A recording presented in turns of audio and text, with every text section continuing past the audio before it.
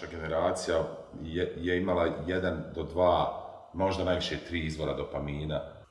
Htjeli se odmaći od tog zvuka koji je tad bio kao mainstream zvuk. I onda smo tako svirali po zapadnoj Evropi za minus maraka.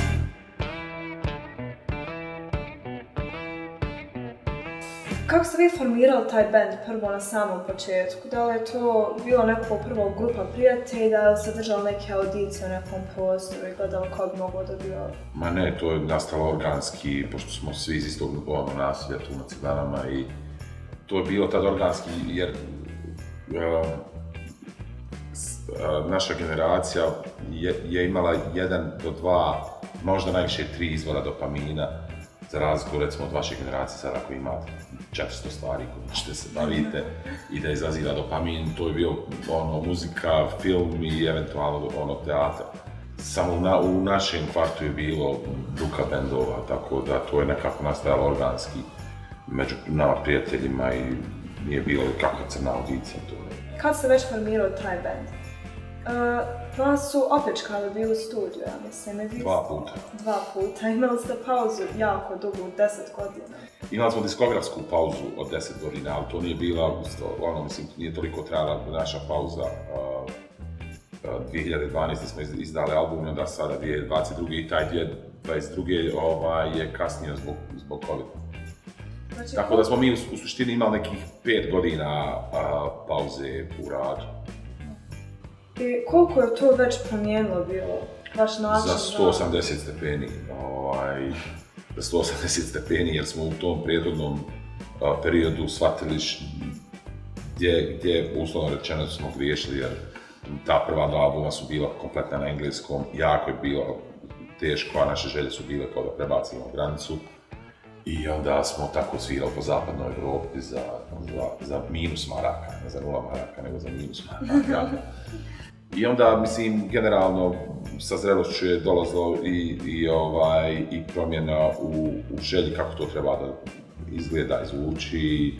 Onda ta pauza od 5 godina je učinila svoje da je zaokret bio prilike 180 stepeni s tim što prije te pauze 3 članova su već otišla za nekim drugim stvarima, tako da Nino i ja smo onda nastavili i napravili ovo kako sada u stvari zvuči.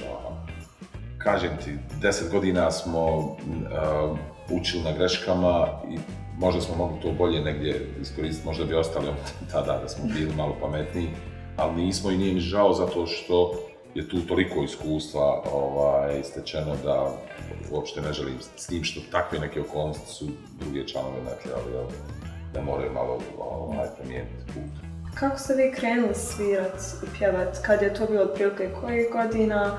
Otkad znam za sebe sam bio fasciniran muzikom, međutim moji roditelji su kao odlučili da mog starijeg brata pošalju u muzičku školu kao ti kad narastiš onda će. Međutim, njega to nije zanimalo, uopšte znam da je stalno bježao i onda sam ja jako da išao u muzičku školu. I nisu uspjeli zato što se u jednom trenutku zanetilo, ali zahvalan sam na tome zato što pogled na muziku koju ja sada imam i način na koji stvaram malo odskače od onoga što ljudi koji završe muzičku školu ili dalje akademiju imaju malo ucrtan način kompozicije, a ja, ako nije pretenciozno, možda mogu reći da sam malo izvan tih okvira kada stvaram, što je to može biti dobra i loša stvar. Ja i danas ne mogu reći za sebe da sam virtuoz na jednom instrumentu i ja u stvari instrumente koristim isključivo za komponovanje. To je to. Koji je bio najteži instrument koji ste učili da svirate? Nisam neki fan gitare kao instrumenta. Koristim je i posebno na koncertima, to je nekako moj instrument, ali puno više volim klavu. Znači, sada, da li mislite da način rada ovih mlađih sad bendova, da li je isti kao prije i da li je još uvijek ista količina njih kao što je bilo u vašim vremenima? Pa ne može biti isti način rada zato što promjenom tehnologije mijenja se i način rada. Tehnološki napredak lakše je, sjesti za kompjuter i isprogramirati, biti, ne moraš znati svirati. Stvarno niti jedan instrument. Govorim na tvoje pitanje, ne znam da li je isti broj. Mislim, prva stvar, sigurno je možda isti broj, ali samo u drugom žanru, jer trap koji je sada kao the žanr, ima najviše izvođača i mislim da se tu skuplja najveći broj novih mladih. Da, ali mislim da li ima više tih kao punk rock bendova? Ma ne, to je sad rijetkost, više to nema uopšte. I mi nismo, kad smo počinjali, nismo bili ni rock, ni punk, niti smo danas, zato što smo htjeli se odmaći od tog zvuka koji je tad bio kao mainstream zvuk, pa smo, prvi album je naš stvar drum and bass album, poslije bio dubstep, svašta nešto, sad je neki synth pop.